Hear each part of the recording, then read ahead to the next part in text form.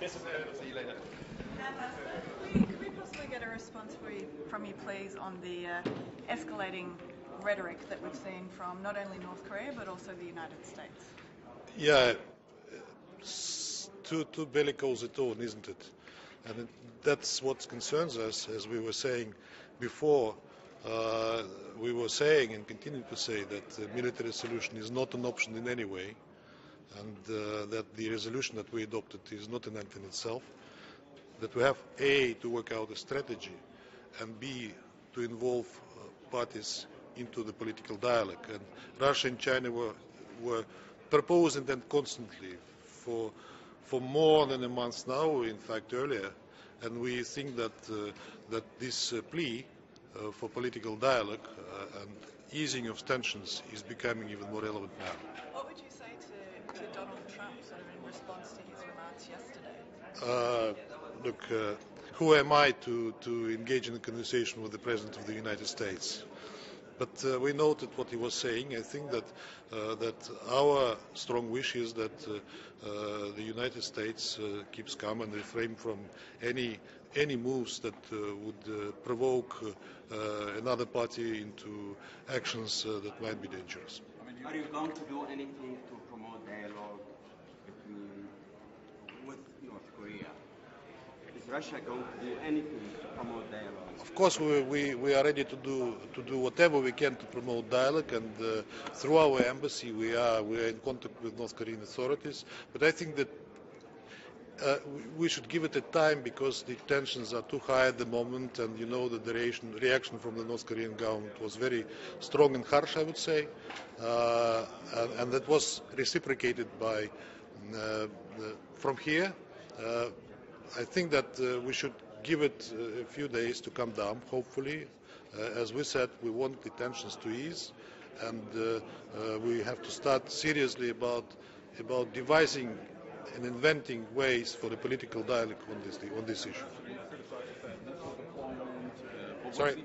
You have criticized the U.S.-South Korean threat, but what is the U.S. supposed to do when you have ICBM launches headed towards the U.S., getting closer and closer? You know that the Chinese initiative on double cessation and parallel tracks is a proposal to find a way out of that situation.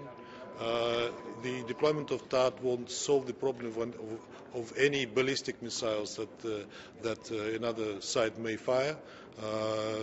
You know that it is not meant to.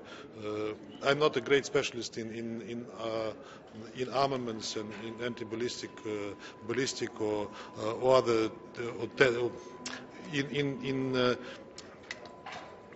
a technical specialist, but I understand that THAAD missiles won't be able to solve the ballistic launches if they happen again, for example. THAAD does not add anything to the strategic balance in the region. This is what the Chinese were saying all the time and continue to say, and we also were saying that this does not ease tensions at the peninsula.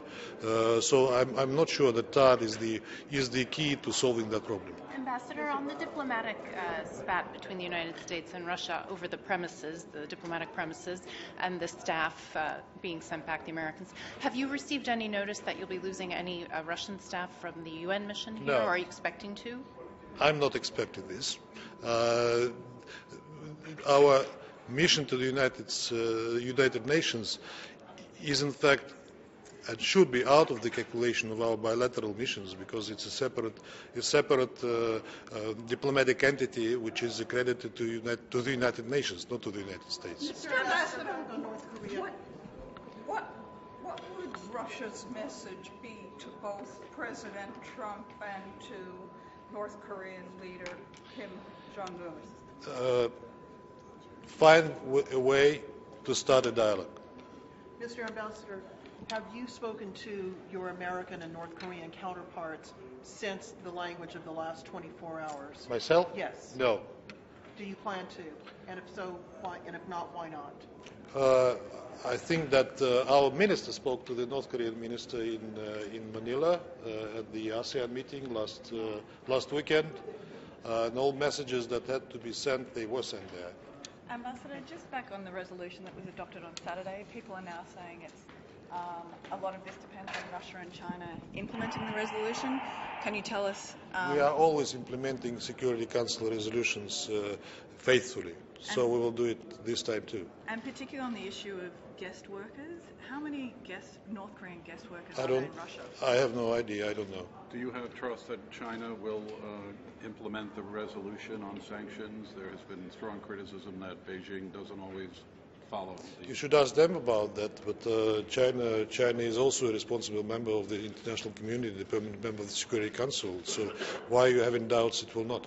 Is anyone considering calling a meeting or consultations on this sort of escalating rhetoric that we've seen? Not that I know for the moment. Do you have any other questions about Korea? Well, how about the famine statement? The famine statement, it has been adopted, so what? You just had you raised under any other business Syria aid access. Can you tell us why you raised that? Because you know that de-escalation zones in Syria are progressing.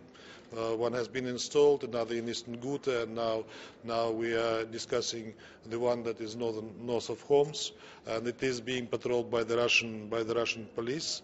And we offered our colleagues, and in fact we encouraged the United Nations to step up their humanitarian assistance to those de-escalation zones, saying that our police would ensure that this humanitarian assistance would go to the right hands. People who are returning to their homes in these zones are in dire need of any kind of assistance. So we're encouraging the OCHA and our partners to take that into account and to step up their humanitarian affairs activities in this zone, in these areas. But of course, there are other areas in Syria where people also need humanitarian assistance. That of course was not forgotten. Mr. Ambassador, was that the only message that you had for any other business item on Syria? Yes. That was it? There was a letter by our Defense Minister to Secretary General Representative de Mistura on that issue, and we wanted to brief our Security Council colleagues on it. Can I ask you a different subject?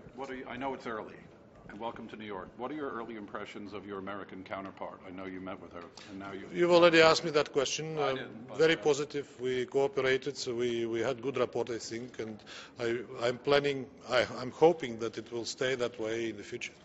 Ambassador Who is saying here the last question?